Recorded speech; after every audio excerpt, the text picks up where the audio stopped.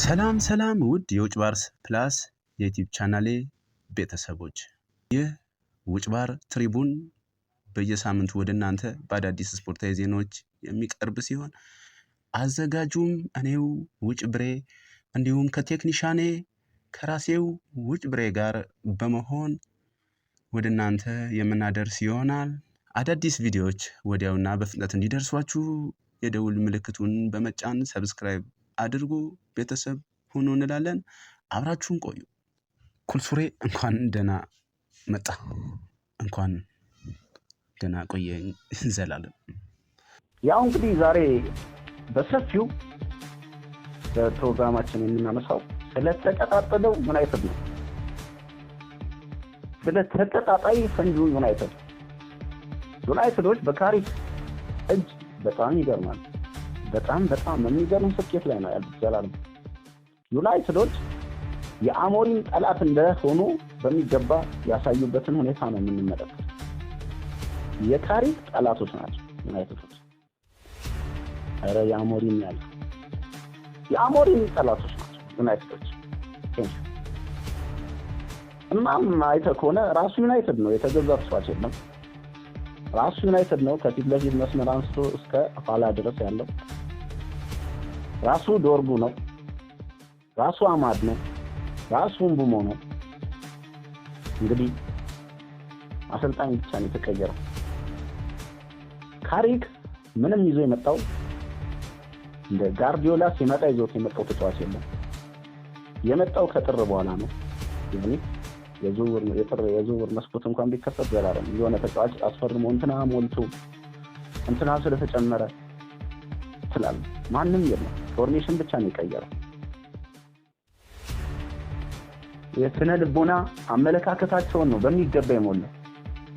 ዩናይትድን ስታይ ያሸነፋቸው ቲሞች በጣም ቶፕ 1 እና ቶፕ 2 ላይ ያሉ ሁለት መሪ ቲሞችን ነው ጋርዲዮላና አርቴታን የረመረመው።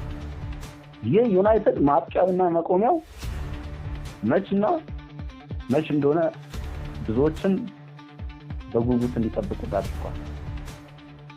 ምቡሞ እንደዛ ሲስት መሬት በጥፊ ይስት ምቡሞ አንተ ያገባል የአርሰናል ሳት ዘላለም ጠብቆ ያገባል። ምቡሞ የአርሰናል ሳትን ተው እንጂ አንተ ሌላ እንትን ቢያግብት የለም። ምን ሆነ ነው አንተ በዚህ ደስ ይደጋስ? አረ ይደብራል እኮ ሳይሆን እንዴት ነው ምቡሞ እኮ አንተ በጣም እኮ ነው የሚገርም። ጆኬሬስ አርሰናል ቤት የመጣው ላለማግባት ነው ይመስል፣ ጎል የጠገብን ነው ይመስል። ጆኬሬስ እያለ ራያ ሃትሪክ ይሰራል ብዬ አስይዛል። አንተ ዘላለም ምን ሆነ? ከጆኬሬስ በላይ እኮ ይሄ ድምጻዊ ኪቺሊ አግብቷል። በጣም አግብቷል። ሌዊ አግብቷል። ዘላለም ሃይሌ ሪዞርት አግብቷል። በፈረንሳይ ከጣሊያን እየመጡ አይደል የሚያገባው? ከጆኬሬስ በላይ አርሰናል ኪቺሊ እንዲያስፈርም ይሻል ነበር። ብዙ አግብቷል። ሚስት ሆነ እንጂ የጆኬሬስ ሀሳብ ምንድን ነው? የመጣው ስለምንድን ነው? ሊዝበን እያለ እንደዛ አውሬው 91 ጎል በአመት ያገባው ጆኬሬስ ቪክቶር አርሰናል ቤት ሲገባ የትኛው ጅብ ነው የበላው? ወይም ጆኬሬስን የበላ ጅብ ይጩ? የምኑ ጅብ ነው የበላው? እንዴት ነው ጆኬሬስ እንደዚህ ደስፍስ ይሆናል? አርቴታ ትሬኒንግ ላይ ምንድነው? እኔ እንጃ። ዘላለም ለመናገር እርሳችንን አንለቅም። ስለ ቀይ ሰይጣኖቹ የምርን ሰይጣን ስለመሆናቸው ነው የምናነሳው። ነገር ግን አርቴታ አርሰናልን በምን አይነት መንገድ ነው እየመራ የሚገኘው? ለምንድነው የማይነግራቸው? በእጅ ቢነካ ዝም፣ ፋውል ቢሰራ ዝም፣ በቫር ቢጠድቅ ጎል ዝም። ከመቼ ዝም ትላለህ? ካፕቴን ብሎ እንዴት ኦዴጋርድን ካፕቴን ታደርጋለህ? ኦዴጋርድ አይደለም ካፕቴን መሆን ቤንች ላይ ራሱ መቀመጥ የሌለበት ተጫዋች ነው። ጨርሷል። ኦዴጋርድ ጨርሷል። በሰይጣን ስምምነት ይመስል የሆነ ሰዓት ብቻ የሚችል ኦዴጋርድን የተመለከት ነው። ይኸው አምበል ሲሆን ጠብቆ ጠፍቶበታል። መሽከርከር ነው። ብሩኖ ቢሆን 24 ሰዓት ሙሉ የዳኛ አፍንጫ ስር ነው የሚያላዝነው።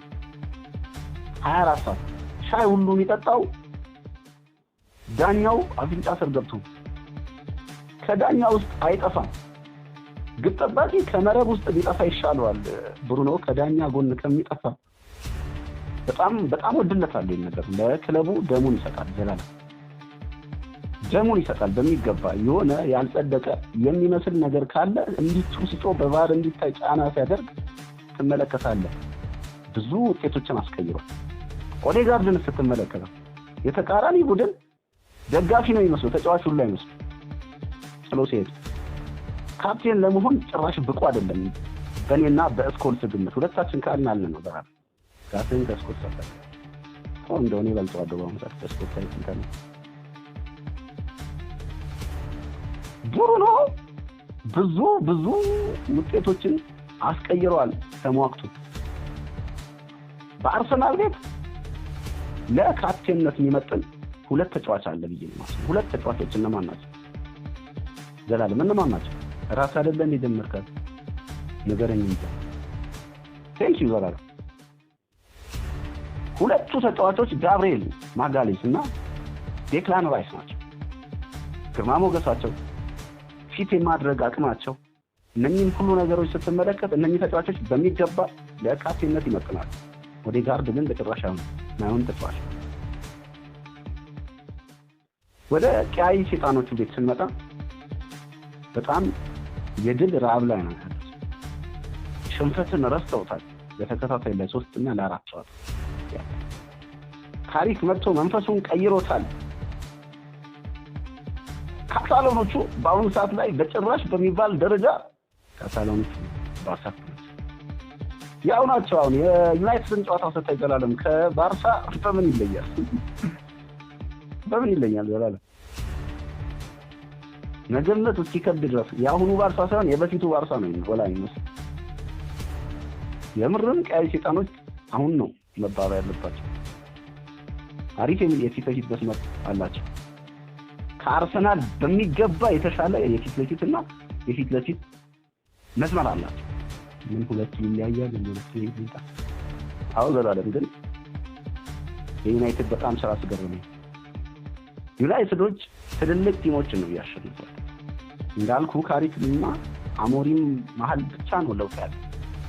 ማንም ራሱ ሁሉም ራሱ ማያገባ ተጫዋች ሁሉ እያገባ ነው። መንፈሳቸው ተቀይሯል እና የዩናይትድ ለቀጣይ ዓመት አስጊ ነው ዘላለም። ቀልዱስ ቀልድ ነው ነው። በጣም ለቀጣይ ዓመት አስጊ ናቸው። በዚህ ሞራላቸው ከቀጠሉ የአርሰናልን ማሸነፋቸውን ማክበሩን ብቻ ያቁም። እንደ አዲሱ የፈረንጆቹ ገና ነው የሚያከብሩት እና የዩናይትድ ባለቀ ሰዓት ላይ የመጣ ለውጥ ለቀጣይ ዓመት ጅማሬያቸው አመርቂ ውጤት ያመጣል ብዬ አስባለሁ ዘላለም። በእኔ በኩል ይሄ ግምቴ ነው። በዚሁ ከቀጠሉ ካሪክ ትንሽዬ ተጫዋች ብቻ ነው የሚያስፈልገው ላይ ኢንቴንሲቭ አማካኝ ያስፈልጋቸዋል። እንዲሁም ብሉ ብላክ ሬድ ክሮስ ያስፈልጋቸዋል። አረ የለም ከጨረስ ፕሮግራም ሬድ ክሮስ ይደኛል። እሺ ዘላለም ሶሪ ደስ ይለኛል። ልጅ ሲያጠፋ አባት ሲቆጣ ነው። ይሄ ባህላችን ነው። መገሰጽ ነው ብሎ ይቆጣል። በጭራሽ በክፋላ በክፉ አይታል እንደ ቦካኖ እንደ እርሰው